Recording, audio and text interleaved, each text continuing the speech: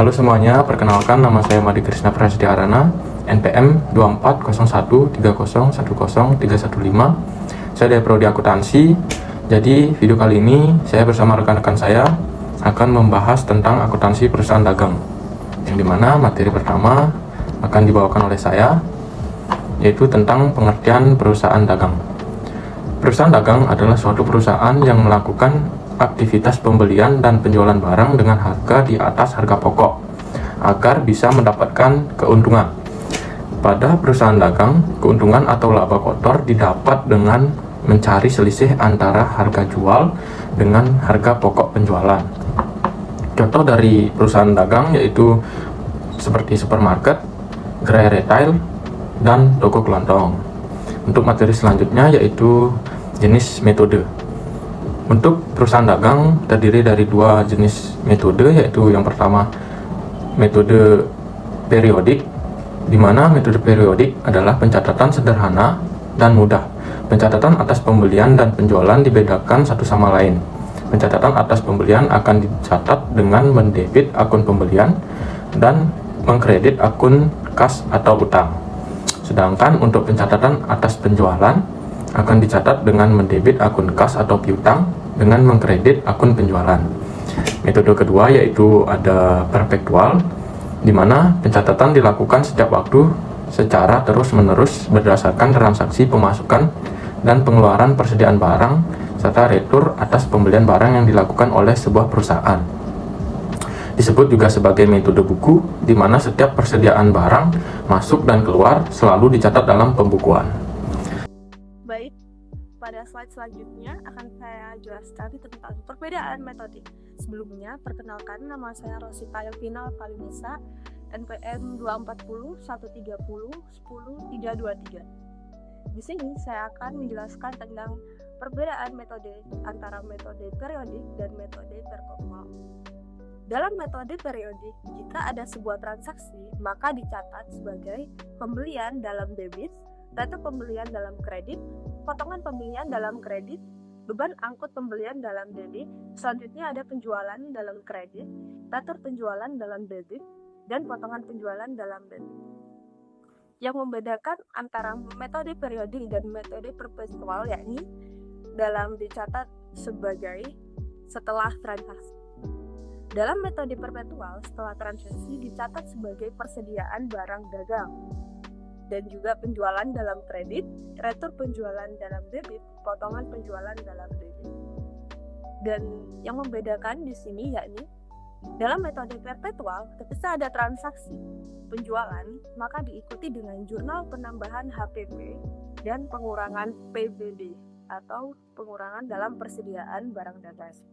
Selanjutnya juga ada retur penjualan, diikuti dengan jurnal penambahan PBD dan pengurangan HPP. Jadi sebaliknya. Pada slide selanjutnya, yakni tahapan membuat jurnal umum perusahaan dagang.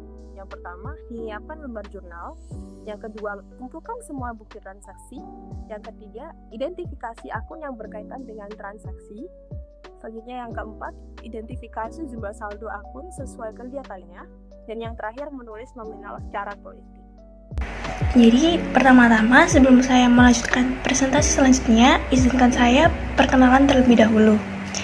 Nama saya Salva Bianti Anggita dari kelas K, NPM 24013010316. Dan di sini saya akan menjelaskan apa sih contoh dari transaksi jurnal umum metode periodik.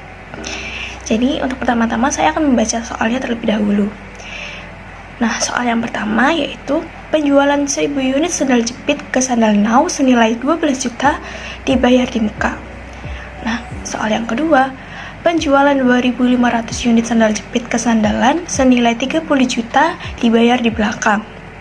Nah, untuk soal yang terakhir yaitu soal yang ketiga, retur penjualan 100 unit sandal jepit dari Kakiku Kakimu senilai 1.200.000. Catatannya dalam jurnal umum metode periodik itu untuk soal yang pertama. Nah, jadi kita masukkan penjualan 1000 unit sandal jepit ke Sandal Now senilai 12 juta pada akun penjualan di kolom kredit. Lalu pada akun kas kita masukkan itu ke dalam kolom debit. Lalu untuk soal yang kedua, kita masukkan penjualan 2.500 unit sandal jepit kesandalan yang senilai 30 juta pada akun penjualan di kolom kredit. Lalu pada akun piutang dagang di kolom debit. Dan untuk soal yang ketiga, kita masukkan retur penjualan 100 unit sandal jepit dari Kakiku Kakimu senilai 1.200.000 pada akun retur penjualan di kolom debit dan pada akun kas di kolom kredit. Sehingga pada kolom debit dan kredit itu kita jumlah hingga menghasilkan hasil yang sama, yaitu hasilnya 43.200.000. Sebelum lanjut ke contoh soal berikutnya, perkenalkan, nama saya Revalia Putri Avandi dengan NPM akhir 295. Nah, di sini saya akan memberikan contoh tentang metode perpetual.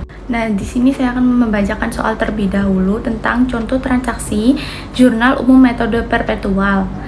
Pada tanggal 3 Maret 2021, dibeli barang dagang 200 set kunciran anak dari PT Kemilau Abadi secara kredit dengan syarat pembelian 2/10 N/30 sebesar 2 juta. Lalu tanggal 9 Maret 2021, barang dagang dijual kepada UD Bahagia secara kredit sebanyak 70 set kunciran seharga 1.500.000 dengan syarat penjualan 2/10 N/30 dan harga pokok penjualan sebesar 500.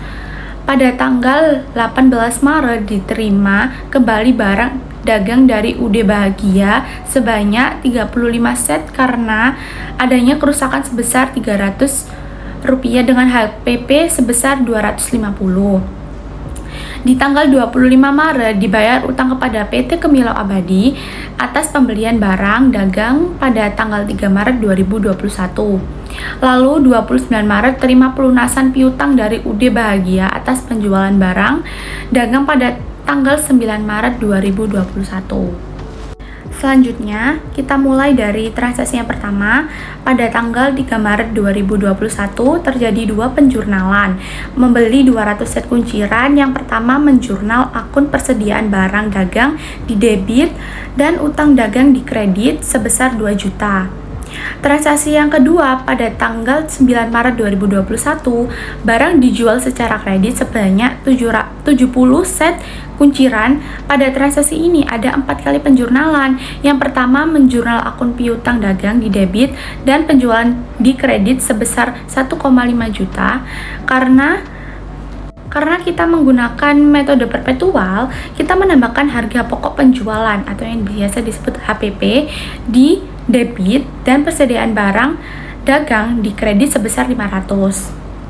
Selanjutnya, transaksi 18 Maret 2021. Pada transaksi ini terjadi dua penjurnalan, yaitu yang pertama menjurnal akun retur penjualan di debit dan piutang dagang di kredit sebesar 300 dan juga menjurnal akun persediaan barang dagang di debit pada harga pokok penjualan di kredit sebesar 250. Untuk transaksi tanggal lainnya, caranya pun juga sama seperti yang sudah saya jelaskan. Lalu jika penjurnal sudah habis, transaksi yang kita total antara debit dan kredit harus sama atau balance.